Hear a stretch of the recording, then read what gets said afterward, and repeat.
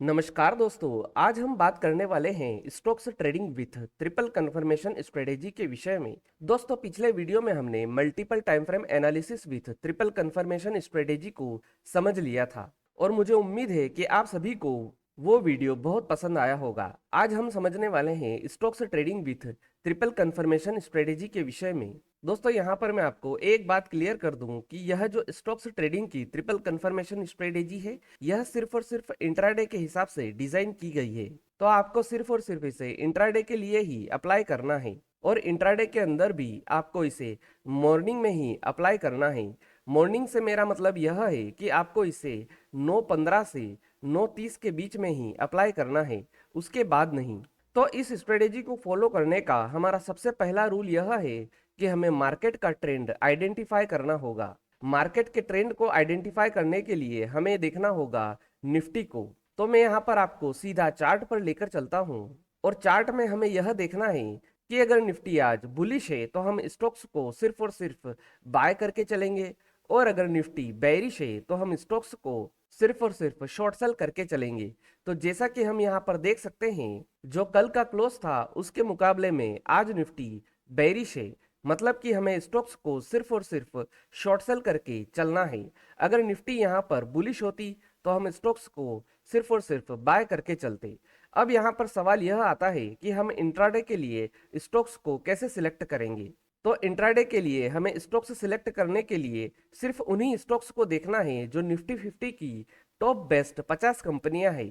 तो यहाँ पर मैं सीधा एनएसई के वेब पेज पर जाता हूँ और यहाँ पर हम निफ्टी की 50 बेस्ट कंपनियों की लिस्ट देख सकते हैं। जैसा कि हमने देख लिया है कि निफ्टी बेरिश है, तो आज हम निफ्टी 50 के टॉप लूजर्स स्टॉक को ही चेक करेंगे। अगर निफ्टी बुलिश होती तो हम यहाँ पर टॉप गेनर्स स्टॉक को चेक करते। तो मैं यहाँ पर टॉप लूजर स्टॉक्स को सिलेक्ट कर लेता हूं। जैसे ही मैंने यहाँ पर टॉप लूजर्स स्टॉक को सिलेक्ट करा, मेरे सामने निफ्टी 50 के जो टॉप लूजर्स स्टॉक है आज के, वो मेरे सामने आ गए। अब हम फिर से चार्ट पर चलते हैं और यहाँ पर ट्रिपल कंफर्मेशन स्ट्रेटेजी के लिए जो हमें टूल चाहिए उन्हें हम चार्ट में लगा देते हैं। तो स्टॉक्स ट्रेडिंग के लिए जो हमारा टाइम फ्रेम रहेगा वो रहेगा यहाँ पर 5 मिनट का। इसके बाद जो हमें यहाँ पर 3 इंडिकेटर चाहिए, उनमें से सबसे पहला इंडिकेटर है मैकगेनली डायनेमिक, सेकेंड इंडिकेटर है हमारा आरएसआई और इसके बाद थर्ड इंडिकेटर है हमारा एमएसीडी।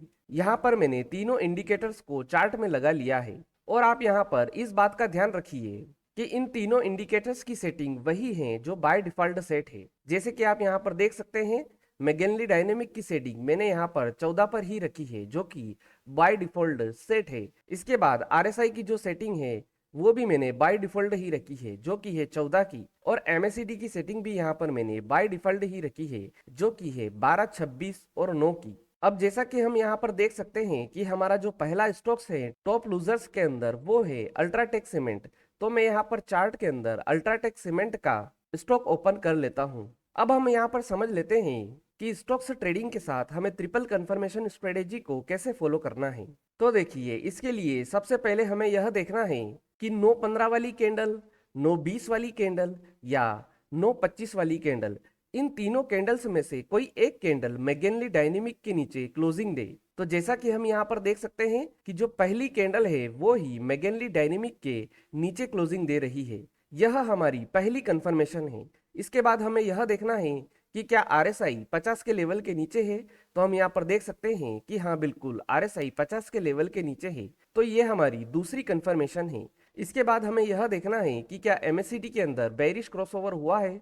तो हम यहाँ पर क्लियर देख सकते हैं कि हाँ, एमएससीडी के अंदर भी बेरिश क्रॉसओवर हो चुका है।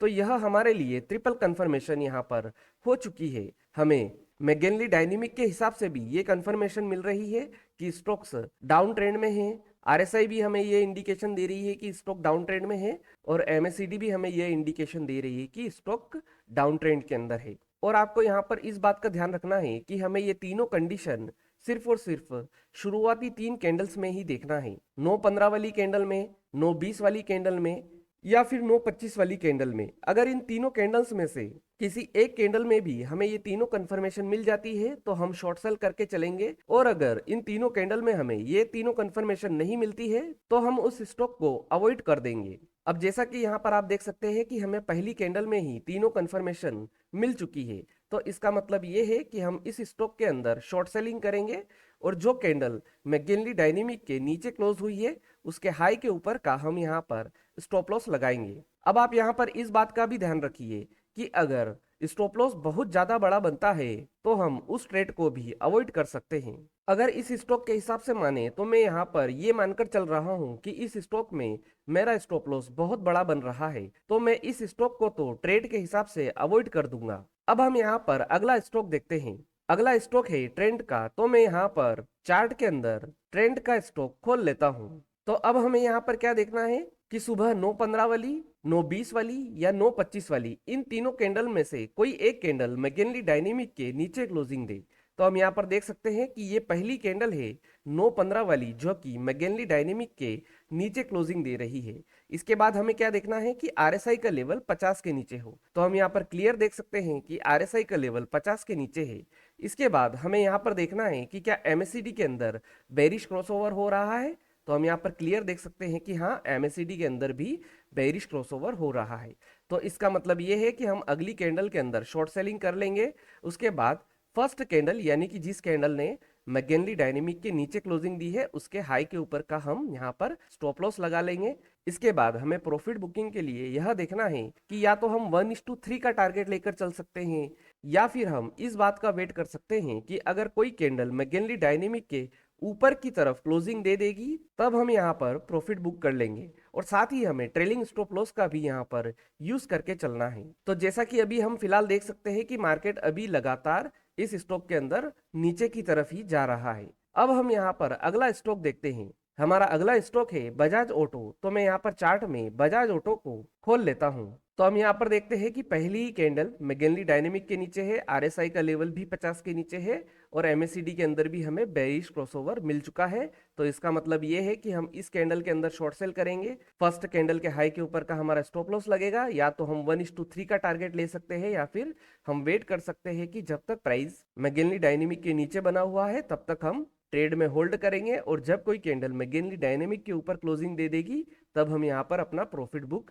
कर लेंगे। साथ ही हम यहाँ पर ट्रेलिंग स्टॉप लॉस का भी यूज करेंगे। इसके बाद हम यहाँ पर अगला स्टॉक चेक करते हैं। अगला स्टॉक है M&M का। तो मैं यहाँ पर चार्ट में M&M का स्टॉक सर्च कर लेता हूँ। यहाँ पर हम देखते हैं कि जो फर्स्ट कैंडल है वो मैकगिनली डायनेमिक के नीचे क्लोज दे रही है। इसके बाद हम देखते हैं आरएसआई का लेवल भी 50 के नीचे है, लेकिन हम यहाँ पर देख सकते हैं कि एमएससीडी के अंदर हमें फर्स्ट कैंडल में बेरिश क्रॉसओवर नहीं मिला है। इसके बाद हम सेकंड कैंडल पर चलते हैं तो इसके अंदर भी नहीं मिला है। और उसके बाद हम देखते हैं यहाँ पर कि थर्ड कैंडल के अंदर हमें एमएससीडी का बेरिश क्रॉसओवर मिला है। तो इसका मतलब ये है कि हम इस वाली कैंडल में शॉर्ट सेल करेंगे और 9:25 वाली कैंडल के हाई के ऊपर का स्टॉप लॉस लगाएंगे। और इसके बाद या तो हम 1:3 का टारगेट लेकर चलेंगे या फिर हम वेट करेंगे कि कोई कैंडल मैकगिनली डायनेमिक के ऊपर क्लोजिंग दे दे तो हम अपना प्रॉफिट बुक कर लेंगे। साथ ही हम यहाँ पर ट्रेलिंग स्टॉप लॉस का भी यूज करेंगे। इसके बाद हम अगला स्टॉक देख लेते हैं। अगला स्टॉक है अडानी इंटरप्राइजेस का। तो मैं यहाँ पर चार्ट के अंदर अडानी इंटरप्राइजेस के स्टॉक को खोल लेता हूँ। तो यहाँ पर सबसे पहले हमें क्या देखना है कि शुरुआती जो 3 कैंडल है 5 मिनट की, उनमें से कोई एक कैंडल मैकगिनली डायनेमिक के नीचे क्लोज दे। तो ये हमारी फर्स्ट कैंडल है, ये हमारी सेकंड कैंडल है और ये हमारी थर्ड कैंडल है।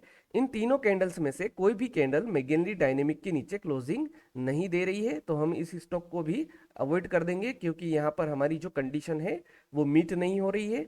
इसके बाद हम अगला स्टॉक देखते हैं। अगला स्टॉक है यहाँ पर ग्रासिम का। तो मैं यहाँ पर चार्ट के अंदर ग्रासिम का चार्ट खोल लेता हूँ। तो यहाँ पर हम देख सकते हैं कि पहली वाली कैंडल मैकगिनली डायनेमिक के नीचे क्लोजिंग दे रही है। साथ ही आरएसआई का लेवल भी 50 के नीचे है और एमएससीडी के अंदर भी हमें बेरिश क्रॉसओवर देखने को मिल चुका है। लेकिन मैं यहाँ पर देख सकता हूँ कि पहली कैंडल बहुत ज्यादा बड़ी है जिससे कि मेरा स्टॉप लॉस बहुत ज्यादा बड़ा बन रहा है। तो मैं इस तरह के ट्रेड को भी यहाँ पर अवॉइड कर दूंगा। इसके बाद हम यहाँ पर अगला स्टॉक देखते हैं। अगला स्टॉक है हमारा हीरो मोटोकॉर्प का। तो मैं यहाँ पर चार्ट के अंदर हीरो मोटोकॉर्प के स्टॉक को भी ओपन कर लेता हूँ। यहाँ पर हम देखते हैं कि हमारी पहली ही कैंडल मैकगिनली डायनेमिक के नीचे क्लोज दे रही है। साथ ही हम देख सकते हैं कि आरएसआई का लेवल भी 50 के नीचे है और एमएससीडी के अंदर भी हमें यहाँ पर बेरिश क्रॉसओवर देखने को मिला है। इसका मतलब ये है कि हम इस कैंडल में शॉर्ट सेल करेंगे, फर्स्ट कैंडल के हाई के ऊपर का स्टॉप लॉस लगाएंगे। इसके बाद हम या तो 1:3 का टारगेट लेकर चलेंगे या फिर हम इस चीज का वेट करेंगे कि अगर कोई कैंडल मैगेनली डायनेमिक के ऊपर क्लोज हो जाती है तो हम यहाँ पर स्टॉक्स के अंदर एग्जिट कर लेंगे। तो हम यहाँ पर देख सकते हैं कि ये वाली जो कैंडल है मैगेनली डायनेमिक के ऊपर की तरफ क्लोज हो गई है। इस ट्रेड के अंदर हमने जहां पर शॉर्ट सेल किया था वहीं पर हमारी एग्जिट हो चुकी है। ना ही हमें किसी तरह का प्रॉफिट हुआ है, ना ही किसी तरह का यहाँ पर लॉस हुआ है। तो दोस्तों इस तरह से आप स्टॉक्स ट्रेडिंग के साथ ट्रिपल कंफर्मेशन स्ट्रेटेजी को फॉलो कर सकते हैं। आज के दिन तो यहाँ पर निफ्टी बेरिश है, लेकिन अगर कभी निफ्टी बुलिश हो तो हमें स्टॉक्स को बाय करके कैसे चलना है, इसे भी एक एग्जांपल से मैं आपको यहाँ पर समझा देता हूँ। अगर निफ्टी बुलिश होगी तो हम यहाँ पर टॉप गेनर्स स्टॉक को देखेंगे। तो यहाँ पर जैसा कि हम देख सकते हैं टॉप गेनर्स स्टॉक के अंदर यहाँ पर हमें निफ्टी 50 के कुछ स्टॉक्स दिखाई दे रहे हैं। इसके अंदर जो सबसे पहला स्टॉक है वो है टेकेम का। तो मैं यहाँ पर एक बार चार्ट में इस स्टॉक को खोल लेता हूँ और बाय साइड के अंदर हमें स्टॉक्स को बाय कैसे करना है इसे समझ लेते हैं। तो यहाँ पर हमें देखना है कि जो शुरुआती 3 कैंडल है 9:15 वाली, 9:20 वाली और 9:25 वाली, इनमें से कोई एक कैंडल मैगेनली डायनेमिक के ऊपर की तरफ क्लोजिंग दे। तो यहाँ पर हम देख सकते हैं कि जो फर्स्ट कैंडल है वही मैगेनली डायनेमिक के ऊपर क्लोजिंग दे रही है। साथ ही हमें ये चेक करना है कि क्या आरएसआई का लेवल 50 के ऊपर है। तो हम यहाँ पर देख सकते हैं कि हाँ, आरएसआई का लेवल भी 50 के ऊपर है। और हमें इसके बाद यह देखना है कि एमएससीडी के अंदर बुलिश क्रॉसओवर होना चाहिए, जो कि हमारी तीसरी कंफर्मेशन होगी। तो हम यहाँ पर देख सकते हैं कि एमएससीडी के अंदर भी हमें बुलिश क्रॉसओवर देखने को मिल चुका है। इसका मतलब ये है कि हम इस कैंडल के अंदर बाय करेंगे, यानी कि 9:20 वाली कैंडल में, और फर्स्ट कैंडल के यानी कि 9:15 वाली कैंडल के लो के नीचे का स्टॉप लॉस लगा देंगे। इसके बाद या तो हम 1:3 का टारगेट लेकर चल सकते हैं ऊपर की साइड, या फिर हम इस चीज का वेट करेंगे कि अगर कोई कैंडल मैगेनली डायनेमिक के नीचे की तरफ क्लोजिंग दे दे तो हम उस कैंडल में प्रॉफिट बुक कर लेंगे। तो यहाँ पर हम देख सकते हैं कि ये वाली कैंडल मैगेनली डायनेमिक के नीचे क्लोज हो रही है।